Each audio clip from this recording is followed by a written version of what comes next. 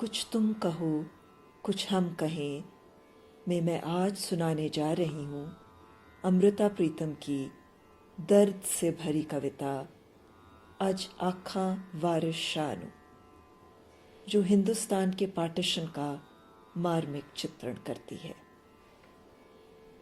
इस कविता में अमृता प्रीतम वारिस शाह को संबोधित करती हैं। वारिस शाह 17वीं शताब्दी के पंजाबी कवि थे, जिन्होंने हीर रांझा के प्यार और वियोग की कहानी लिखी थी। अमृता प्रीतम वारिस शाह को संबोधित करते हुए इल्तिजा करती हैं कि वह अपनी किताब इश्क का एक नया पन्ना पलटें, एक ऐसा पन्ना जो पार्टीशन के खून खराबे और दर्द से कोसों दूर हो। तो आइए सुनते हैं अमृता प्रीतम की कविता अज आखां वारिस शाह नूं। इसको मैं पहले पंजाबी में पढ़कर सुनाऊंगी और फिर उसकी निरूपमा दत्त द्वारा की गई इंग्लिश ट्रांसलेशन भी पढ़कर सुनाऊंगी। तो आइए सुनते हैं अमृता प्रीतम की कविता अज आखां वारिस शाह नूं। अज आखां वारिस शाह नूं कितों कबरां विचों बोल, ते अज किताबे इश्क दा कोई अगला वरका फोल। अज आखां वारिस शाह नूं कितों कबरां विचों बोल, ते अज किताबे इश्क दा कोई अगला वरका फोल। एक रोई सी धी पंजाब दी तू लिख लिख मारे वैण, एक रोई सी धी पंजाब दी तू लिख लिख मारे वैण। अज लखां धीआं रोंदियां तैनूं वारिस शाह नूं कहण। अज लखां धीआं रोंदियां तैनूं वारिस शाह नूं कहण। वे दर्द मंदियां दे दर्दिया, वे दर्द मंदियां दे दर्दिया, उठ तक अपना पंजाब। अज बेले लाशां बिछियां ते लहू दी परी चनाब। किसे ने पंजां पाणियां विच दित्ती जहर रला, किसे ने पंजां पाणियां विच दित्ती जहर रला, ते ओना पाणियां तरत नूं दित्ता पाणी ला। इस जरखेज ज़मी दे लू लू फुटिया जहर, इस जरखेज ज़मी दे लू लू फुटिया जहर। गिठ गिठ चढ़ियां लालियां फुट फुट चढ़िया खैर।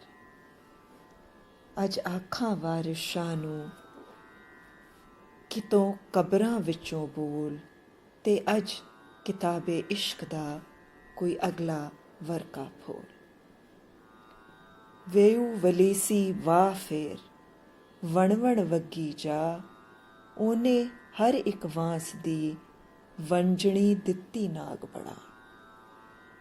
पहला डंग मदारियां मंतर गए गवाच, दूजे डंग दी लग गई जने खणे नूं लाग। लागा कीले लोक मूं बस फिर डंग ही डंग, भलो पली पंजाब दे नीले पै गए अंग। लागा कीले लोक मूं बस फिर डंग ही डंग, भलो पली पंजाब दे नीले पै गए अंग। गलियों टुटे गीत फिर तरखड़ियों टुटी तंद, त्रिंजणों टुटियां सहेलियां चरखड़े कुक्कर बंद। गलियों टुटे गीत फिर तरखड़ियों टुटी तंद, त्रिंजणों टुटियां सहेलियां चरखड़े गुक्कर बंद। सने सेज दे बेड़ियां लुडां दित्तियां रोड़, सने डालियां पींग अज पिपलां दित्ती तोड़। जिथे वजदी सी फूक प्यार दी, जिथे वजदी सी फूक प्यार दी, वे ओ वंजणी गई गवाच। रांझे दे सब वीर अज भुल गए ओदी जाच। धरती ते लहू वसिया, धरती ते लहू वसिया, ਕਬਰਾਂ ਪਈਆਂ ਚੋਣ ਪ੍ਰੀਤ ਦੀਆਂ ਸ਼ਹਿਜ਼ਾਦੀਆਂ ਅੱਜ ਵਿੱਚ ਮਜ਼ਾਰਾਂ ਰੋਣ। ਅੱਜ ਸਭੇ ਕੈਦੋ ਬਣ ਗਏ, ਅੱਜ ਸਭੇ ਕੈਦੋ ਬਣ ਗਏ ਹੁਸਨ ਇਸ਼ਕ ਦੇ ਚੋਰ। ਅੱਜ ਕਿੱਥੋਂ ਲਿਆਈਏ ਲੱਭ ਕੇ ਵਾਰਿਸ ਸ਼ਾਹ ਇੱਕ ਹੋਰ। ਅੱਜ ਕਿੱਥੋਂ ਲਿਆਈਏ ਲੱਭ ਕੇ ਵਾਰਿਸ ਸ਼ਾਹ ਇੱਕ ਹੋਰ। ਅੱਜ ਆਖਾਂ ਵਾਰਿਸ ਸ਼ਾਹ ਨੂੰ ਕਿਤੋਂ ਕਬਰਾਂ ਵਿੱਚੋਂ ਬੋਲ, ਤੇ ਅੱਜ किताबे इश्क दा कोई अगला वर्का फूल। तो ये थी अमृता प्रीतम की दर्द से भरी कविता आज आखा वारिस शाह ने। इसकी अंग्रेज़ी ट्रांसलेशन निरुपमा दत्त ने की है, जिसमें वह कुछ इस प्रकार अर्ज करती हैं। A call to Waris Shah. Waris Shah, I call out to you today to rise from your grave. Rise and open a new page of the immortal book of love.